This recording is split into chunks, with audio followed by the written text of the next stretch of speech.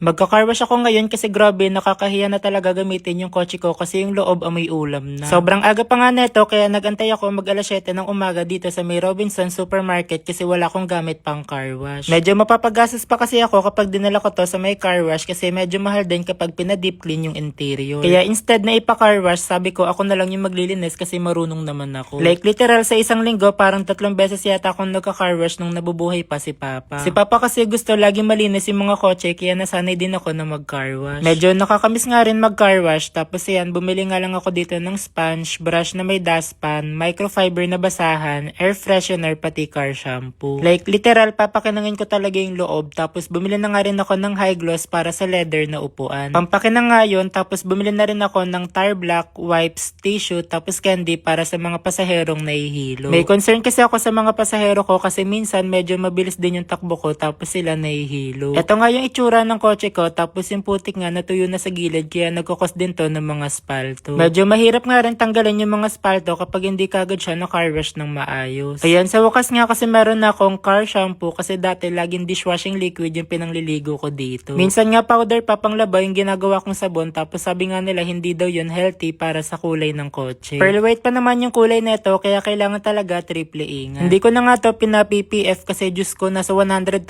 plus yung gagastusin. Bali yun nga yung paint protection film na parang tempered glass sa buong kotse. Maganda rin naman kapag na ganon para iwas gas-gas kaso nga lang medyo may pagkamahalan. Bali sa October nga magdadalawang taon na tong kotse ko pero ayan grabe yung balat sobrang healthy pa din. Tapos yan yung gulong nga nilinisan ko na rin kasi mamaya papakinangin ko rin to. Iniisip ko pa nga nato kung magka-car wash ba ako kasi baka mamaya umulan kasi tag-ulan pa naman ngayon. Ayan Diyos ko buti na lang talaga yung panahon nakisabay kasi hindi siya masyadong mainit kaya masarap mag-car wash. Anong oras na nga rin neto tapos nagugulat ako kasi hindi pa rin maaraw. Guys, suggest naman kayo kung saan ba ako pwedeng bumili ng matting para dito sa Camry kasi ang hirap talaga maghanap. After ko nga malinisan yung labas, ayan dito naman ako sa loob maglilinis. Grabe, medyo mabaho nga dito sa loob kasi may naiwang pagkain dito na naka-plastic. Pina-takeout nga yun nila ate tapos paggamit ko nga kinabukasan amoy panis na pagkain. Pinasingaw ko na nga lang para mabilis din mawala yung amoy tapos bumili na nga lang din ako ng pabango sa kotse. Ayan, lahat talaga ng sulok-sulukan dito sa loob pinunasan ko para matanggal yung mga alikabok tsaka yung mga dumi. After ko nga magpunas sa mga gilid, ayan, dito naman ako sa may leather na upuan tapos sabi ko nga papakinangin ko talaga to. Mas okay kasi kapag yung leather shining tsaka smooth kapag hinawakan. Super ganda nga ng high gloss na nabili ko pampakintab ng leather kasi ini-spray lang. Ayan, tapos na nga ako mag-car wash tapos sinarado ko na nga rin yung mga bintana dito para mamaya kapag ginamit ko pagpasok ko sa loob hindi na masyadong mainit. Tapos ayan, pinakinang ko na rin yung loob para mas lalong pumogi tignan. Tapos ayan, naglagay na rin ako ng mga wipes sa likod ng upuan tapos naglagay na rin ako ng tissue pati ng candy dito sa may kotse. Ayan, dalawang pabango na nga yung binili ko para pagpasok mo sa loob malinis na tsaka mabango pa. Grabe nga yung pagod ko neto tsaka pawis kasi parang magdadalawang oras ako bago matapos linisan tong kotse. Pero sana wag lang talagang umulan kasi sayang lang yung car wash ko kasi yung labas mapuputikan tsaka matatanggal din yung pangpakinang ko sa gulong. Ayan, pinark ko na nga rin dito sa likod para makapag-rest na rin ako. Ayan, share ko na rin sa inyo guys itong legit at license na Mega Wagi at ilalagay ko na lang din yung link nito sa comment section.